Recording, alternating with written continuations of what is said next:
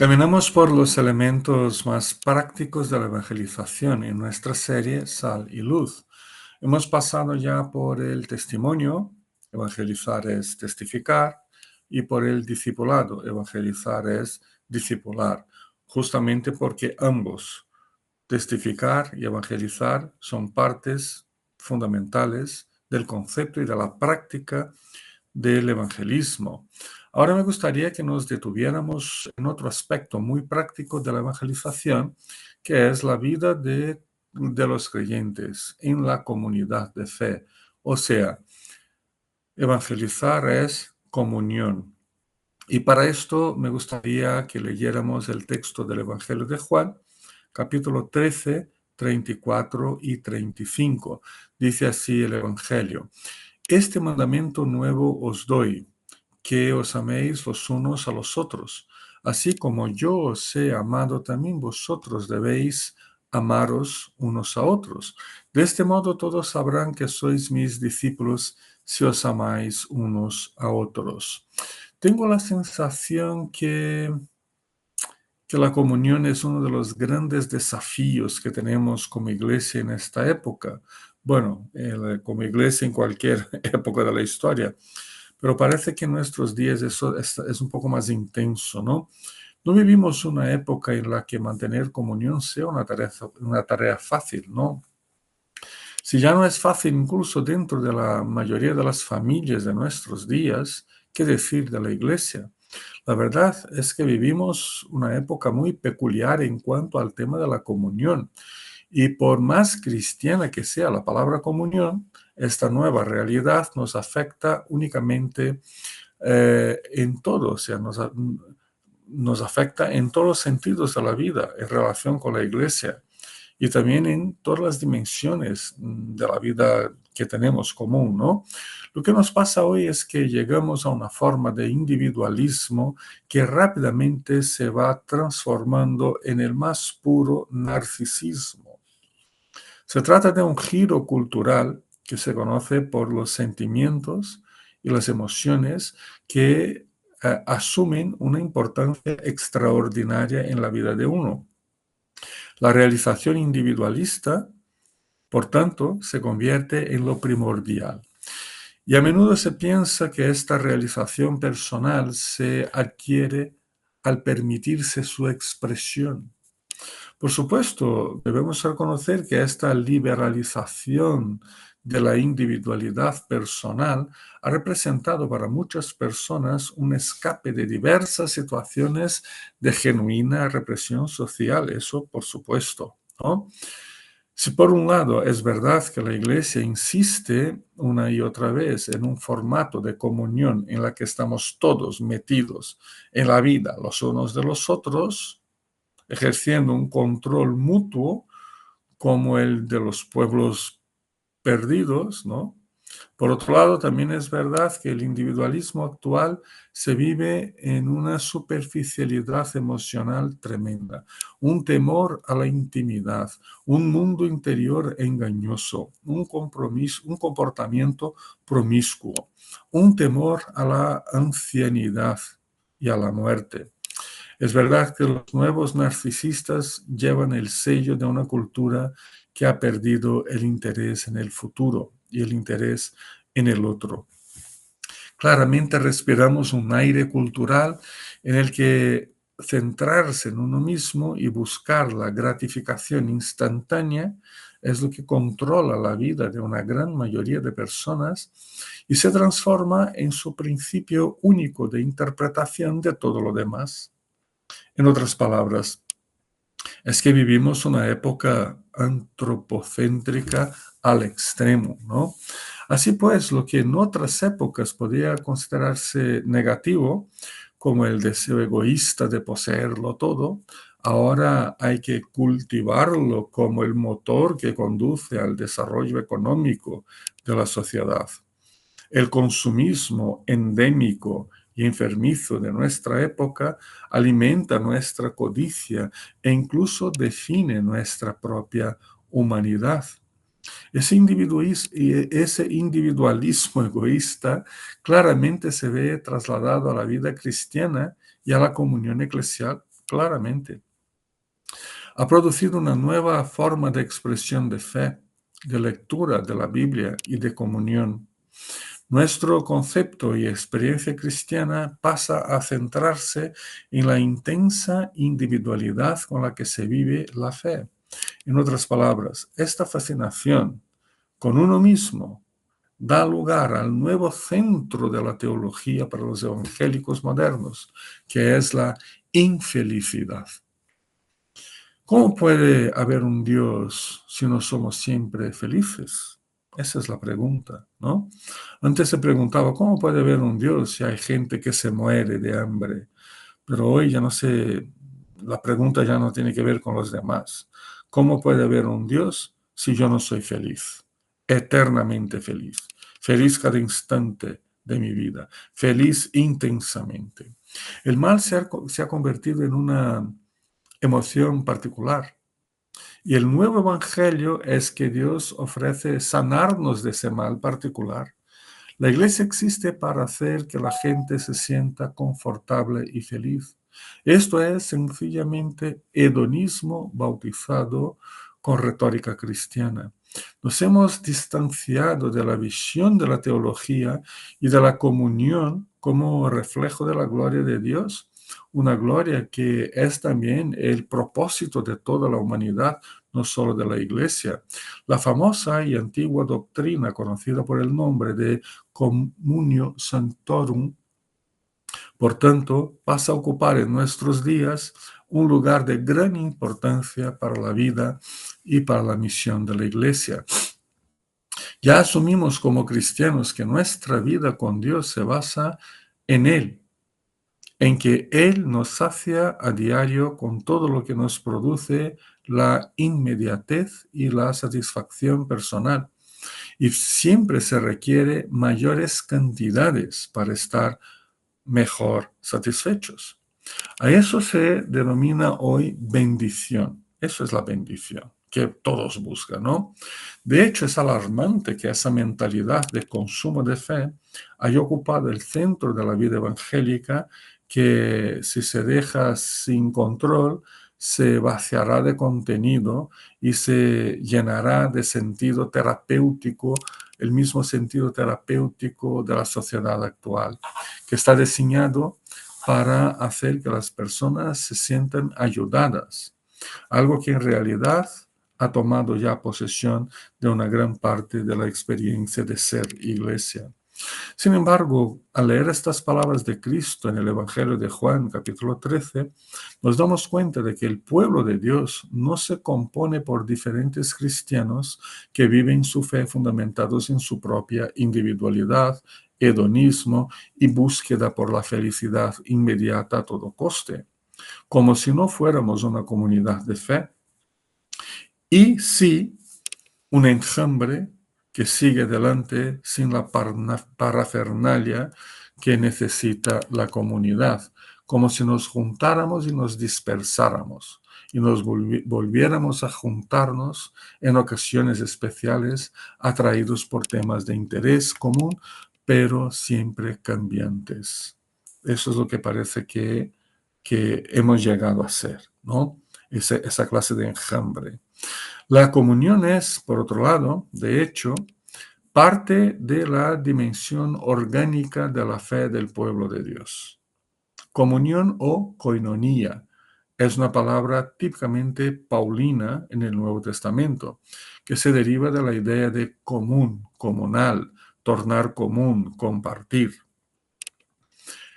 Y hablando de forma más específica, se refiere a la comunidad o a la estrecha unión y lazos fraternos entre las personas. Y en el Nuevo Testamento asume la idea, por un lado, de la continuación de la vida común de Jesús con sus discípulos. Y por otro lado, es una representación de las condiciones prometidas para los últimos días. Estas palabras de Cristo aún vinculan la comunión en amor entre todos nosotros con el hecho de que de ese modo todos sabrán que sois mis discípulos si os amáis unos a otros. Hay, por tanto, un profundo vínculo entre comunión y evangelización. Por medio de la manera como nos amamos y expresamos ese amor mutuo, porque Cristo nos ha amado primero, el mundo hedonista y narcisista recibirá un mensaje visual del Evangelio de Cristo. Ese es un aspecto muy importante, pues nuestra experiencia de ser iglesia en el mundo se deriva de la reconciliación entre Dios y nosotros, concretada por la obra de Cristo, por supuesto. Eso significa que en Cristo la comunión con Dios, que había sido perdida por el pecado humano, ahora se establece de forma eterna y nos proyecta hacia una misión de reconciliar a otros con Dios. Todo esto proviene de Dios, quien por medio de Cristo reconcilió consigo mismo y nos dio el ministerio de la reconciliación. Ya nos decía Pablo en la segunda carta a los Corintios 5:18. En otras palabras, únicamente vivimos la comunión cristiana desde la plataforma de la comunión con Dios proporcionada por Cristo. No hay otro camino para la comunión cristiana. Es la salvación en Cristo lo que nos da condición de comprender y de vivir el ministerio y el misterio de la comunión cristiana a diario como pueblo de Dios. Hay elementos en el Nuevo Testamento que nos ayudan a formatear el concepto de comunión.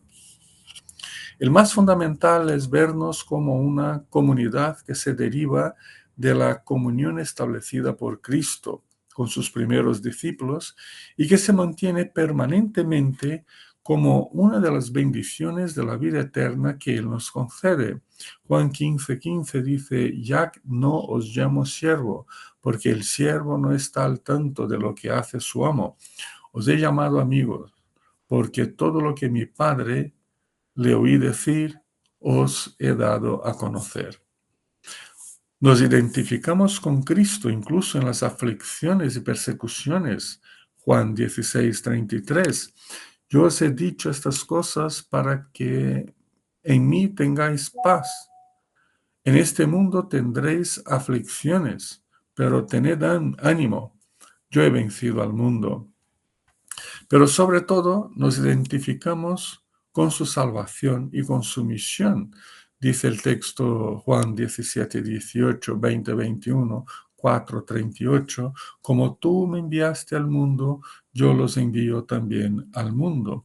Así pues, la comunión que mantenemos con Cristo, posible por su iniciativa y gracia, es lo que nos guía en nuestra experiencia común de comunión unos con otros como pueblo y comunidad de Cristo.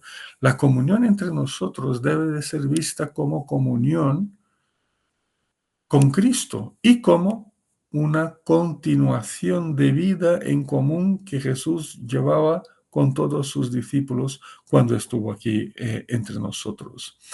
Otro aspecto de la comunión en su sentido más absoluto como parte esencial de toda la vida de los cristianos lo encontramos en Hechos 2:42, donde leemos, se mantenían firmes en la enseñanza de los apóstoles, en la comunión, en el partimiento del pan y en la oración. Y aquí incluye la comunión como un elemento más de la esencia de ser y de vivir la iglesia, al lado, claro, de la firmeza doctrinaria, del sacramento, de las oraciones. Estos tres elementos, ¿no? Doctrina, sacramentos y oraciones, palabras, sacramentos y oraciones, componen lo que se denomina los medios de gracia. Y si la vida de la iglesia se menciona entre ellos, ciertamente se podrá considerar a la comunión también un medio de gracia dado por Cristo para la edificación espiritual de su pueblo, de todos nosotros. En ese sentido, la comunión nos indica un camino para el disfrute de la gracia de Cristo como comunidad, donde la unidad es llevada a cabo por el Espíritu Santo. El individuo es completamente apoyado por la comunidad. Además de eso, la comunión también nos presenta la dimensión de amor entre nosotros, derivado de Cristo, por supuesto, y nuestra identificación con Él. y que muchas veces se manifiesta concretamente por medio de distintos compromisos diaconales. Así es como leemos Hechos capítulo 4, 32. Ahí dice que todos los creyentes tenían un solo sentir y pensar. Nadie consideraba suyo ninguna de sus posesiones, sino que las compartían. También Primera de Juan, capítulo 3, 17, 18, que es un texto muy conocido. Si alguien que posee bienes materiales ve que su hermano está pasando necesidad y no tiene compasión de él, ¿cómo puede decir que el amor de Dios habita en él? Queridos hijos, dijo Juan, no amemos de palabras ni de labios para afuera, sino de hechos y de verdad. Y aunque por un lado el cristianismo mantiene la integridad de la propiedad privada y de los bienes personales, por otro lado, la comunión cristiana ha traído al mundo una nueva manera de encarar la vida a uno mismo y a la necesidad del prójimo en amor. Con eso en mente, vemos que la iglesia, o sea, todos y cada uno de nosotros, la iglesia no vive aislada dentro de sí misma. Más bien, ha sido puesta por Dios en medio a un mundo marcado por el individualismo hedonista, con el objetivo de ejercer su misión evangelizadora de forma real y restauradora en nombre de Cristo. Así, por un lado, la iglesia debe mantenerse alerta para que los valores de la vida sin Dios, sus motivaciones y patrones de comportamiento, pues no influencie, no interfiera ni condicione su propia comprensión de la vida y de la fe. Por otro lado, debemos reconocer que por estar en el mundo y por haber sido enviada al mundo, la iglesia, o sea, tú y yo, debemos mantener una relación sana, fructífera con la sociedad, sin refugiarnos en nuestros guetos eclesiásticos tribales. La reacción de los discípulos de Cristo no es la de apartarse del mundo, sino la de vivir en él, motivados por el amor de Dios en lugar de por el amor por el mundo. Además, considerar la comunión como parte esencial de la evangelización implica anunciar el Evangelio por medio del ejemplo vivo de la vida comunitaria que ofrecemos a diario a la sociedad humana. No me refiero únicamente a la comunión especial que ocurre de vez en cuando en momentos de calamidad para una familia, cuando nos movilizamos para socorrerla, tampoco en las comidas y cenas especiales, cuando nos unimos todos alegres y nos hartamos de comer. Hablo más bien de un estilo de vida que caracteriza permanentemente la relación eclesial. Un estilo de vida que no se pauta por los patrones que rigen la vida en la sociedad sin Cristo. En el contexto del texto de Juan 13 que hemos leído, también se destaca uno de los elementos más fuertes que componen ese estilo de vida, que es la humildad en el servicio mutuo. Versículo 14 dice Cristo, también vosotros debéis lavaros los pies unos a otros. Cristo habla de una disposición para el servicio a los hermanos y para ser servido por los hermanos. Esta práctica es recíproca, en humildad y disposición, y nos torna bienaventurados, nos torna objeto de las bendiciones divinas. Pero en nuestro texto en cuestión, Juan 13, 34 y 35, Cristo establece el nuevo mandamiento como pilar fundamental para la formación de la comunidad de fe.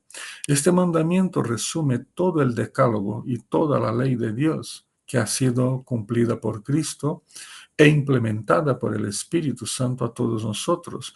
Nos enseña que el amor de unos por otros, amor que todos hemos recibido del propio Jesucristo en la cruz, no existe si realmente solo lo expresamos por palabras sin que lo manifestemos a diario en forma de apoyo consuelos, oraciones, consejos, enseñanzas y diaconías.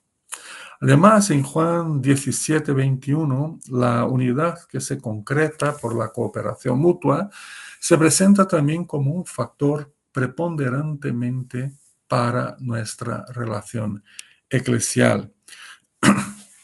Eso le imprime a la comunión cristiana un fuerte sentido de evangelización, sobre todo porque las personas hoy buscan ese sentido de familia que les ha sido arrancado en el corazón por el individualismo narcisista y egoísta de nuestra época. Evangelizar es también ofrecernos al mundo como una familia, pero una familia de fe, una comunidad comprometida con los suyos. Al buscar una identidad para la iglesia, algo que está muy de moda debido a los cambios culturales por los que pasa la sociedad, antes de poner únicamente una identidad vinculada a alguna tradición teológica del pasado, que no digo que no tenga importancia ni su lugar, pues debemos antes encontrar en la comunión y en el concepto de familia y de compromiso amoroso nuestra propia identidad eclesial, porque esta identidad es evangelizadora, es tremendamente evangelizadora.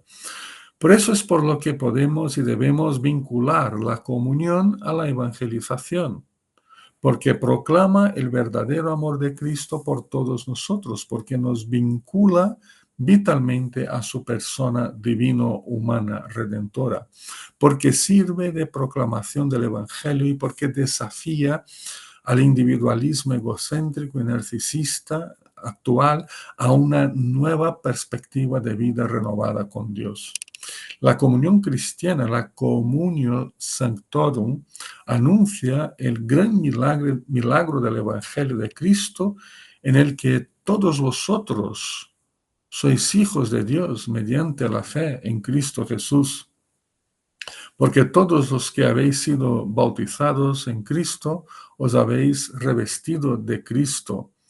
Ya no hay judío ni griego, esclavo ni libre, hombre ni mujer, sino que todos sois uno solo en Cristo Jesús. Palabras del apóstol Pablo a los Gálatas.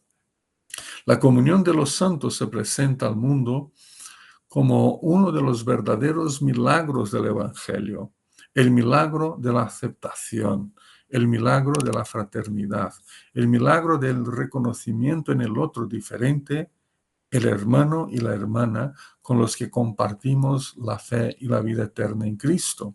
El milagro que desafía al hombre y a la mujer que se ahogan desesperadamente en el desencanto y en la angustia producida por el narcisismo y por el hedonismo de nuestra época.